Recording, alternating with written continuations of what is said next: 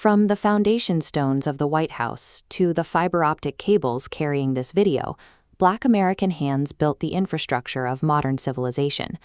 Frederick McKinley Jones patented the air conditioning cooling your home. O. Dorsey patented the modern doorknob you turn every day. Yet the builders are repeatedly told they do not belong in the house they constructed. In the Oval Office and on the campaign trail, the political leader of the nation publicly questioned why the United States accepts immigrants from predominantly Black nations, referring to them as shithole countries, while explicitly expressing a preference for arrivals from white nations. That rhetoric rapidly hardened into policy. Upon taking office in 2025, the administration began systematically firing top-level Black public officials, beginning with the chairman of the Joint Chiefs of Staff, General Charles Q. Brown, Jr., and working its way down through federal agencies. This was the execution of Project 2025, a 900-page policy document that laid out an organized blueprint to dismantle federal civil rights protections. The erasure of minority representation across the federal workforce was comprehensively planned.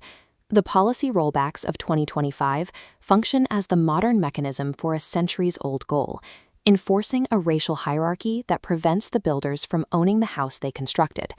Professor Carol Anderson describes white rage as a strategic institutional pushback. It functions as a countermeasure, appearing every time Black Americans make significant strides toward equality.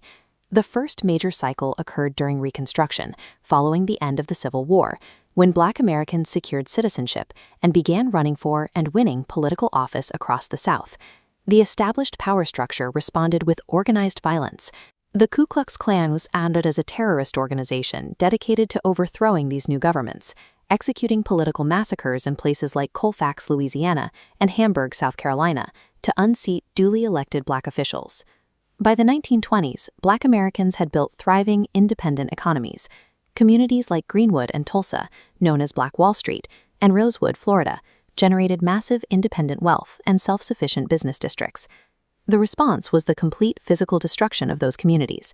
White vigilante mobs burned these towns to the ground, murdered hundreds of residents, and permanently displaced the survivors. The wealth was incinerated.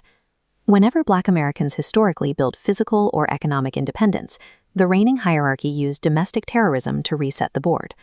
The methodology of subjugation eventually evolved from physical violence to bureaucratic erasure. In 1807, enslavers distributed the Slave Bible. They gave an oppressed group a resource, but intentionally excised 90% of the Old Testament, specifically removing the stories of liberation and deliverance. During the 1960s civil rights victories, the legal code gained foundational texts of equality, including the Voting Rights Act and Fair Housing Act. Modern political strategy operates on the exact logic of the Slave Bible. It gives marginalized groups the form of democracy while stripping the substance. In 2026, the Supreme Court eviscerated Section 2 of the Voting Rights Act. They left the title intact, but legally hollowed out its internal enforcement mechanism. Without that core protection, states immediately canceled elections and rushed to new maps.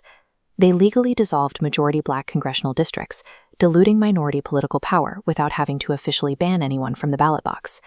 The strategy extended directly to housing and employment. The administration systematically underfunded the Fair Housing Office, dropping ongoing discrimination investigations, and quietly deleted federal clauses that prohibited segregated facilities for government contractors. Modern political entities use the illusion of democracy, wrapped in bureaucratic procedures, to silently and legally enforce the exact same racial hierarchy. The silence from modern political power structures is a calculated choice. Acknowledging that Black Americans patented the technologies and laid the stones of the White House undermines the logic of their exclusion.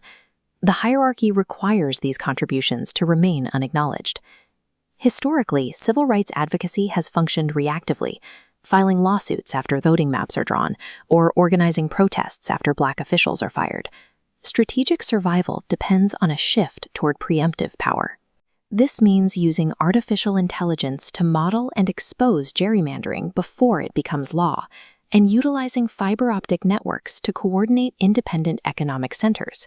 It involves building modern, protected Black Wall Streets and forming strategic alliances with other marginalized communities to overwhelm the system's structural advantages. Despite centuries of violence and legal sabotage, the builders are claiming their inheritance.